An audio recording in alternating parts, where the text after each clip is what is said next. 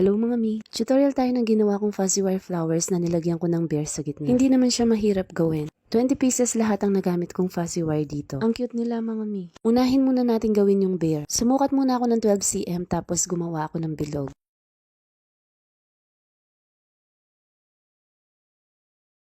Tapos ito ilalagay sa gitna pero dapat nakaumbok ng konti. Tapos ganito ang gagawin para hindi gumalaw.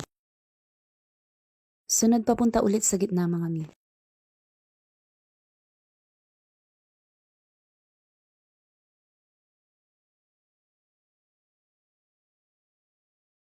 Sunod ganito naman ang gagawin para matakpan yung butas.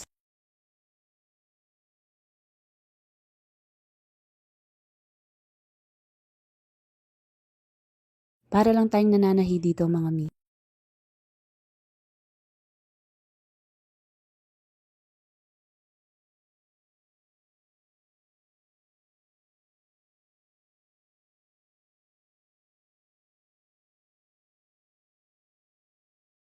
Kulang pa siya dito pero gagawin muna natin yung sa kabila.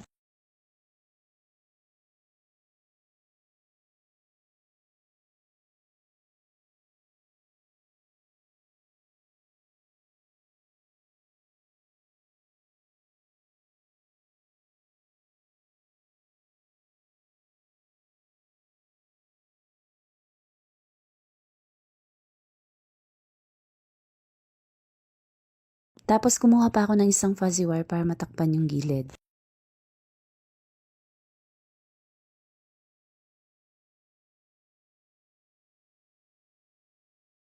Pag okay na siyang ganyan mga mi, ipapasok natin to papunta sa kabilang butas.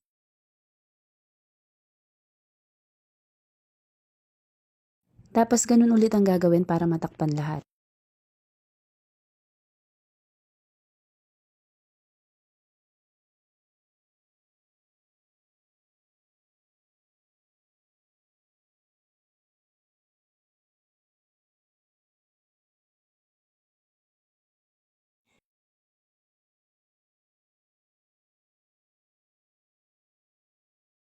Sunod gumawa na ako ng tenga. Sumukat muna ako ng 1 cm tapos pinaikot ko ng 2 beses. Nilusot ko sa gitna tapos ginupit ko. Dalawa yung ginawa ko. Sunod yung kulay white naman. Sumukat din ako ng 1 cm pero isang beses ko lang pinaikot. Tapos dinikit ko ng ganito mga mi.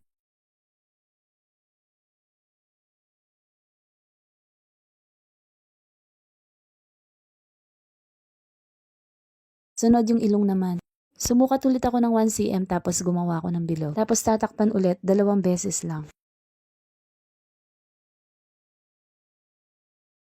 Gumamit ako ng glue gun para idikit. Tapos nilagyan ko na ng ilong at mata. Ilalagay ko na lang sa yellow basket kung saan nabibili to. 4mm ang size ng mata na nilagay ko dyan. Kung gusto mo lang gawing keychain, takpan mo lang yung likod. Sunod flower naman ang gagawin. Tatlong 10cm at isang 15cm para sa petal. Sa 15cm, ipapaikot natin ng ganito yung 10cm.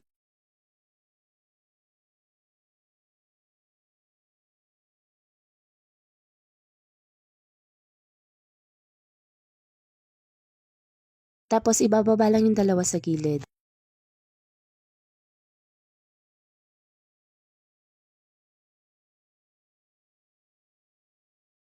Yung isa naman gagawing pantali. Pagkatapos ginupit ko lang yung sobra sa taas.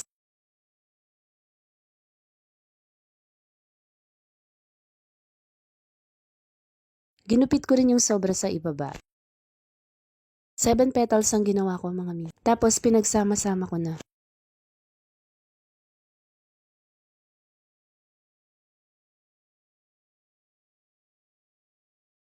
Sunod gumawa naman ako ng sepals.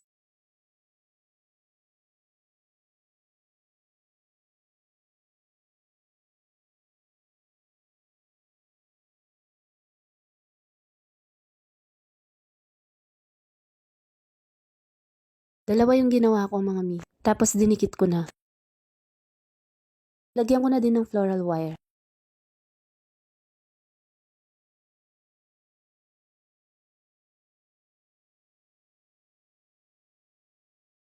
Sunod gumawa naman ako ng dahon.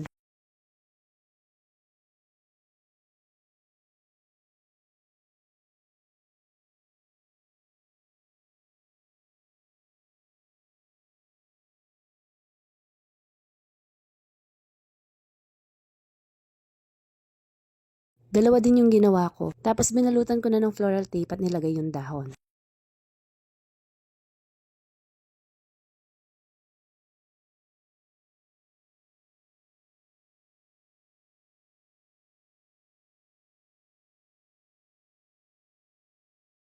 Tapos nilagay ko na yung beer sa gitna. Yan mga mi, ganyan lang kadali. Ito namang isa nilagay ko lang sa sunflower. Meron naman na akong tutorial nito mga mi. Kung nagustuhan nyo po, paki-like, share, and comment. Thank you for watching. See you next video.